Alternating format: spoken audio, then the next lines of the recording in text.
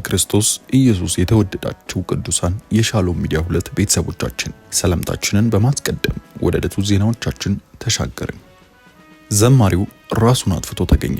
ለመስማት የሚከብድ ለመቀበል ግን ግድ የሆነ አስደንጋጭ መርዶ በዝማሬው ሰማያትን ያንኳኳው በምስጋናው የብዙዎችን ልብ ያረጠበው ያ ውብ ድምጽ ዛሬ በድንገት ዝም ብሏል። የእግዚአብሔር ሕዝብ በምስጋና ሲያገለግል የነበረውና በከፍተኛ ማዕረግ የተመረቀው ወጣት ዶክተር ምሳሌ ብዙነህ ሕይወት አዳኝ በነበሩት በእነዚህ እጆቹ በራሱ ላይ ጨክኖ ራሱን አጥፍቶ መገኘቱ መላውን የወንጌል አማኞች ማህበረሰብ በከፍተኛ ድንጋጤና እንባ ውስጥ ጥሏል። ትናንትና በዝማሬው ያጽናናን ወንድማችን ዛሬ በእኛ መካከል የለም። መጽሐፍ ቅዱስ ሲናገር እግዚአብሔር ልባቸው ለተሰበረ ቅርብ ነው፣ መንፈሳቸው የተቀጠቀጠውንም ያድናቸዋል። መዝሙር 34:18 እንዲህ ይላል። ዛሬ ልባችን ተሰብሯል፣ መንፈሳችንም እጅግ አዝኗል።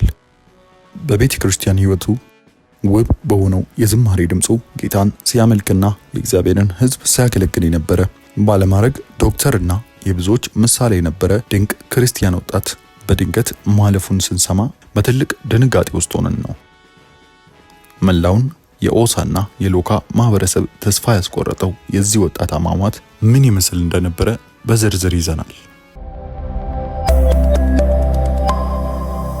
ባለፈው ሳምንት ነብይ መሰረት ታዬ በመድረክ ላይ የፈጸመው ድርጊት መላውን የሀገራችን ሕዝብ አስቆጥቷል።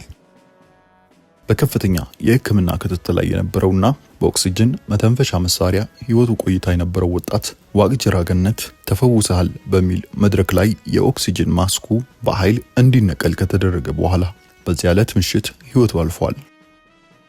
ይህ ድርጊት ሳያንስ ነብዩ ማህበራዊ ሚዲያውን ላናወጠው ቁጣ የሰጠው ምላሽ ግን ይበልጥ ሰብአዊነት የጎደለውና የብዙዎችን ቁስል የሚጭር ሆኗል።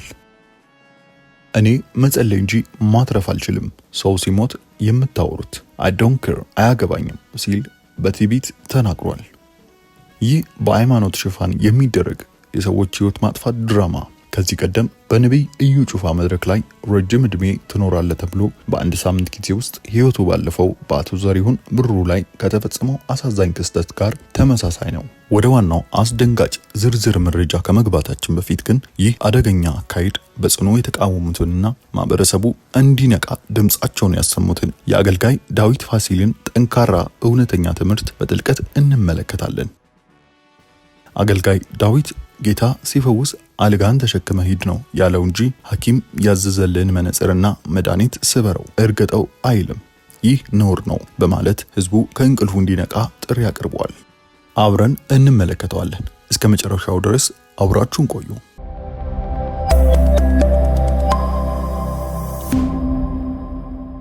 ይህንን በሃይማኖት ስም የሚደረግ የሰዎችን ሕይወት የመቀማት አደገኛ አካሄድ በጽኑ የተቃወሙትንና ማህበረሰቡ እንዲነቃ ድምጻቸውን ያሰሙትን የአገልጋይ ዳዊት ፋሲልን ጠንካራ ትምህርት በጥልቀት እንመልከት።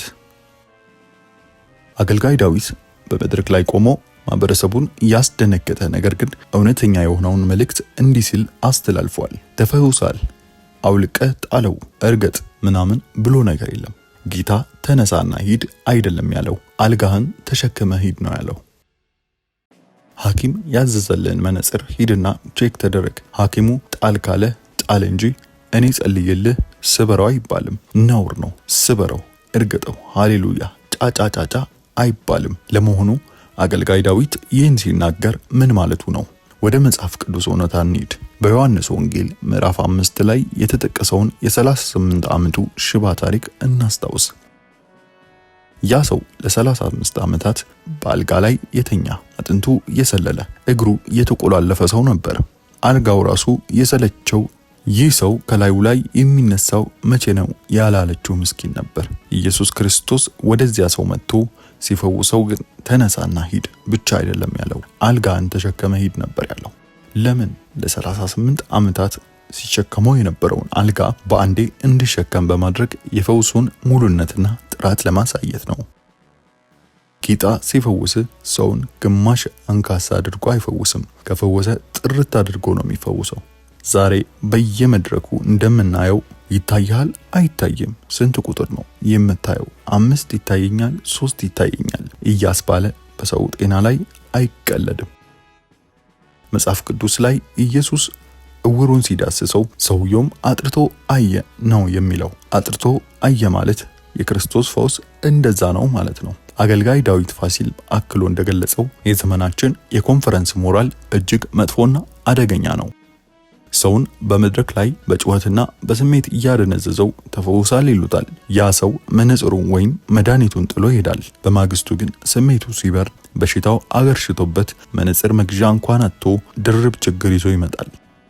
አንዳንዶቹ ከኮንፈረንስ ሲወጡ ጭራሽ ማየት ያቃታቸው ነገር ግን አይታል ተብለው በግዳጅ የተነገራቸው ምስኪኖች ናቸው። ይህ ነው እንግዲህ የሐሰተኛ ነቢያት ድራማ። አሁን እንግዲህ ማህበረሰባችንን ወዳናወጣው የአገልጋይ ዳዊት ፋሲልን ስጋት እውን ወዳደረገውና የሰውን ሕይወት ወደ ቀጠፈው አስደንጋጭ የወንጀል ክስተት እንለፍ። ሰሞኑን በአገልጋይ ወይም ነቢይ መሰረት ታዬ መድረክ ላይ የተፈጸመው ድርጊት ፍጹም ጭካኔና ግድያ የተሞላበት ነበር። ታሪኩ እንዲህ ነው። ወጣት ዋቅጅራ ገነት ይባላል። ከሀገር ውጪ በከፍተኛ የሕክምና ክትትል ላይ የነበረ የልብና የሳምባ ችግር ያለበት ወጣት ነበር። መተንፈስ የሚችለው የሰውነት ክፍሎቹ ኦክሲጅን ማግኘት የሚችሉት በሕክምና ባለሙያዎች የታዘዘለትን የኦክሲጅን መተንፈሻ መሳሪያ በመጠቀም ብቻ ነበር። ይህ ወጣት የመጨረሻ ተስፋውን ይዞ ፈጣሪ በነቢያቱ እጅ ይፈውሰኛል በሚል የዋህነት ወደ ነቢይ መሰረት ታዬ የመፈወስ መድረክ አመራ። ይሁን እንጂ መድረክ ላይ የነበረው ነቢይ መሰረት ታዬ የሰውን ሕይወትና የሕክምና ሳይንስ ፍጹም በናቀ መልኩ የታማሚውን ወጣት ስነ ልቦና ተቆጣጥሮ አዲስ ልብ ሰጥቻለሁ፣ ተፈውሳል፣ you are free እያለ ይጮሃል። በዚህም ብቻ አላበቃም። ሕይወቱን አየር እየመገበ የቆየውን የኦክሲጅን ገመድና ማስክ ከላዩ ላይ በኃይል ይነቅልበታል። ህዝቡ ያጨበጭባል፣ ሃሌሉያ ይላል። ነገር ግን ያ ምስኪን ወጣት ኦክሲጅኑ ከተነቀለ በኋላ ሰውነቱ በከፍተኛ አየር እጥረት መታወክ ጀመረ። ከቸርች ወጥቶ ቤቱ እንደደረሰ በዚያን ዕለት ምሽት አየር አጥቶ እየተሳቀቀ ሕይወቱ በአሳዛኝ ሁኔታ አልፏል። በአንድ ጀንበር ድናል የተባለው ወጣት አስክሬኑ ወደ መቃብር ወረደ። ይህ አስደንጋጭ መርዶ በማህበራዊ ሚዲያ ላይ ሲሰራጭና ህዝቡ ይህ እኮ ግድያ ነው፣ በሕግ መጠየቅ አለበት እያለ ጣውን ሲገልጽ ነቢይ መሰረት ታዬ ማብራሪያ ሰጠ። ነገር ግን የሰጠው ምላሽ ፍጹም ሰብአዊነት የሌለው በማች ቤተሰቦች ላይ አመድ የሚነስንስ በትዕቢትም የተሞላ ነበር። ነቢይ መሰረት በጥሪው እንዲህ አለ። ሰሞኑን ነቢይ መሰረት ሰው ገደለ ትላላችሁ። እኔ መጸለይ እንጂ ማትረፍ አልችልም። እኔ ጋር መጥቶ ስንት ሰው ሲድን ለምን አልተናገራችሁም? ዛሬ ግን ሰው ሲሞት ከምታወሩ አይ ዶንት ኬር አያገባኝም ሲል ምላሹን ሰጥቷል። በምላሹም የተቆጡ ወገኖቻችንም ይህ እንዴት ንቀት ነው? ይህ ወጣት እኮ ቤተሰብ አለው፣ አባት እናት አለው፣ ወዳጅ ዘመድም አለው። ቤተሰብ ባይኖረው እንኳ ለእያንዳንዱ የሰው ልጅ የተሰጠ በሕገ መንግሥት ጥበቃ የተደረገለት በሕይወት የመኖር መብት አለው። ያንን መብት ማንም ግለሰብ በሃይማኖት ሽፋን በመድረክ ድራማ ሊቀማው አይችልም ሲሉ ንዴታቸውን በነብዩ ላይ ይገልጣሉ። ይህ በሞት ላይ ማላገጥ አገለግለዋለሁ ከሚል ሰው የሚጠበቅ ማንነት አይደለም። ይህ የሚያሳየው ከፍተኛ ትዕቢትን ነው ሲሉም ይሞግታሉ። ሌላው የሚገርመው ነገር ሰው ሲድን ለምን አልተናገሩልኝም ማለቱ ነው። ለመሆኑ ሚዲያ የእሱን ገበያና ቢዝነስ እንዲያራርጥለት የተጣለበት የሕግ ግዴታ አለ እንዴ? እንደ መብት የሚጠየቀው ወይስ ገበያውን ለመቆጣጠር ሚዲያ ሊያጮልኝ ይገባል ባይ ነው?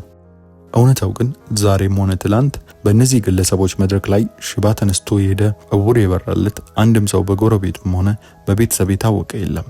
ሁሉ ነገር ፈውስ ሲሆን የራሴ ሞት ሲሆን የእግዚአብሔር የሚደረግና ኃላፊነትን የመሸሽ የተለመደ የማጭበርበር ስራ ነው።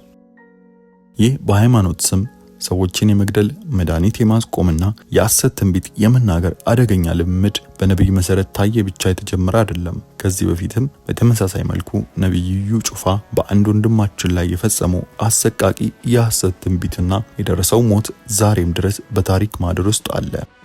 ግለሰቡ አቶ ዘሪሁን ብሩ ይባላሉ። የምዕራብ ወለጋ የግንቢ ከተማ ነዋሪና ባለትዳር የነበሩ ምስኪን ሰው ነበሩ። በትዳራቸው መካከል በነበረ አለመግባባትና ከተለያዩ የጭንቀትና የጥንቆላ ጉዳዮች ጋር በተያያዘ ወደ እዩ ጩፋ መድረክ ለጸሎት ይሄዳሉ። እዩ ጩፋም በመድረኩ ላይ ድራማ በመስራት በጥንቆላ ታስራል፣ ተፈውሳል፣ እግዚአብሔር ብሏል፣ ረጅም እድሜም ትኖራለህ በማለት ትንቢት ይነገራቸዋል። ነገር ግን ምን ረጅም እድሜ? አቶ ዘሪሁን ብሩ ረጅም ዕድሜ ትኖራለህ ተብለው ወደ ቤታቸው በተመለሱ በአንድ ሳምንት ጊዜ ውስጥ ሕይወታቸው አልፏል።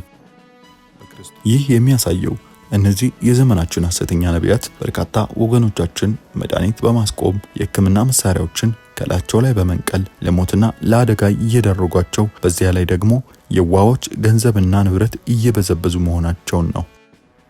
ነቢይ መሰረት ታዬ ቢሞት ምን አገባኝ እኔ መጸለይ እንጂ ማትረፍ አልችልም በማለት በልብ ሙሉነት ሲናገር፣ በርካታ ሰዎች እንዲህ አያገባኝም እያሉ ነው እንደሚያገባቸው በሕግ ተጠያቂ ሲሆኑ የገባቸው።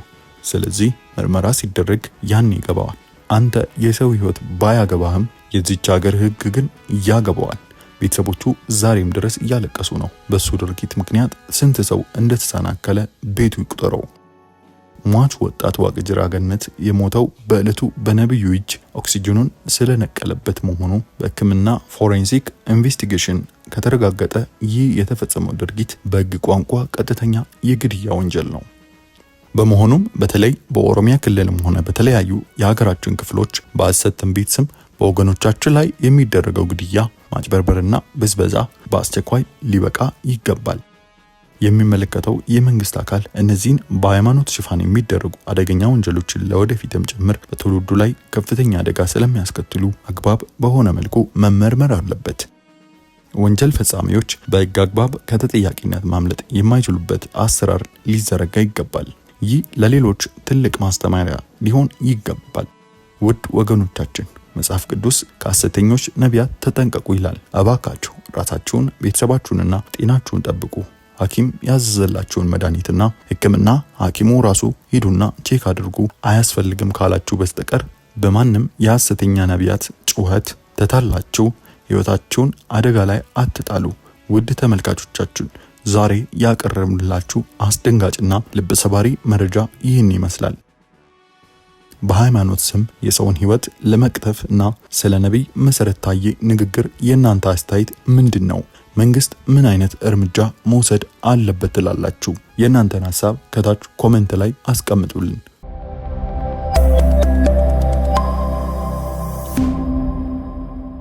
ይህ ዶክተር ምሳሌ ብዙነህ ይባላል።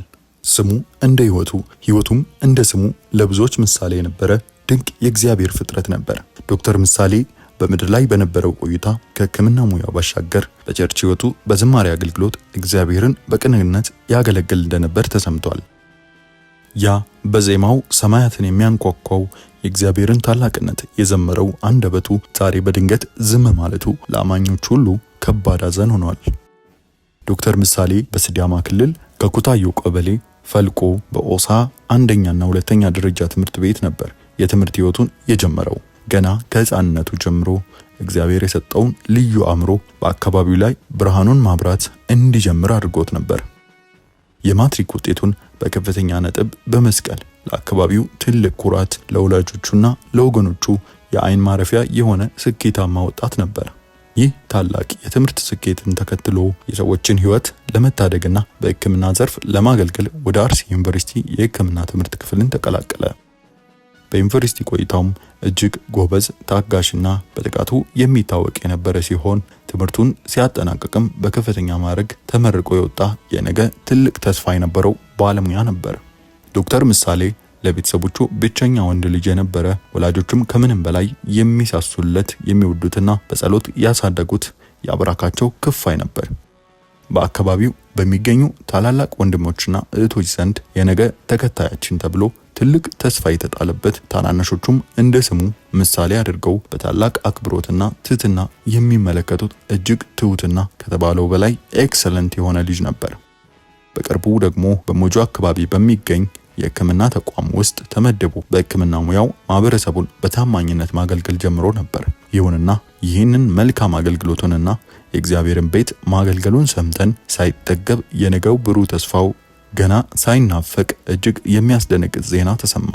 ትላንት አመሻሽ ላይ ግን የሰዎችን ሕይወት ለመታደግ ሌሊትና ቀን በሚደክሙት ሕይወት አዳኝ በነበሩት በእነዚያ ጎበዝ እጆቹ በራሱ ላይ ባልታወቀ ምክንያት ጨክኖ ሕይወቱን አጥፋቱን ስንሰማ ልባችን በሐዘን ተሰበረ።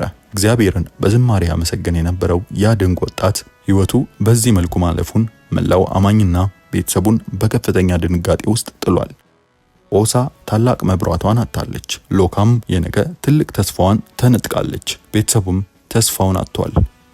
የዚህ ድንቅ ወጣት ሕይወት በዚህ መልኩ ማለፉ እኛ በምድር ላይ የምንኖር አማኞች ሁሉ በታላቅ ሐዘን ውስጥ የሚጥል ቢሆንም በዚህ አስቸጋሪ ሰዓት የምንጠጋበት አንድ ጌታ አለን። የውድ ልጃችን የወንድማችንና የአገልጋያችን የሐኪም ምሳሌ ብዙነህ የቀብር ስነ ስርዓት በዛሬው ዕለት በተወለደበት ቦታ በኩታዮ ቀበሌ ልዩ ስሙ ባዲቻ በሚባለው ቦታ ከቀኑ 6 ሰዓት ተፈጽሟል። በስፍራው የምትገኙ ቅዱሳን ሁሉ በመገኘት ለቤተሰቡ ክርስቲያናዊ ፍቅርንና አጋርነትን እንድታሳዩ ጥሪያችንን እናስተላልፋለን። ለወላጅ ቤተሰቦቹ፣ ለወዳጅ ዘመዶቹ፣ ለሥራ ባልደረቦቹና ለጠቅላላው የኦሳ የኮታዮ እንዲሁም የሎካ ማህበረሰብ እግዚአብሔር አምላክ የማይተካውን መጽናናት እንዲሰጥ በጸሎት እንድታስቧቸው እንጠይቃለን።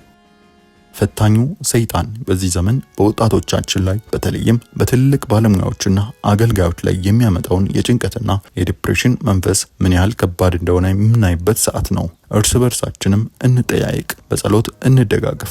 ልጃቸውን ላጡት ወላጆች መንፈስ ቅዱስ ራሱ በልባቸው ውስጥ ይግባ። ከሰው አእምሮ በላይ የሆነውን የእግዚአብሔርን ሰላም ልባቸውና ሐሳባቸውን ይጠብቅ። ለቻናላችን አዲስ ከሆናችሁ ደግሞ ማህበራዊ እውነታዎችን የምናጋልጥባቸው ተከታታይ ቪዲዮዎቻችን እንዲደርሳችሁ አሁኑኑ ሰብስክራይብ በማድረግ የደውል ምልክቱንም ይጫኑ። ለሟች ወጣት ዋቅጅራ ገነት ፍትህን፣ ለቤተሰቦቹ መጽናናትን እንመኛለን። በሌላ መሰናዶ እስከምንገናኝ ሰላሙን እየተመኘን ተሰናበትን።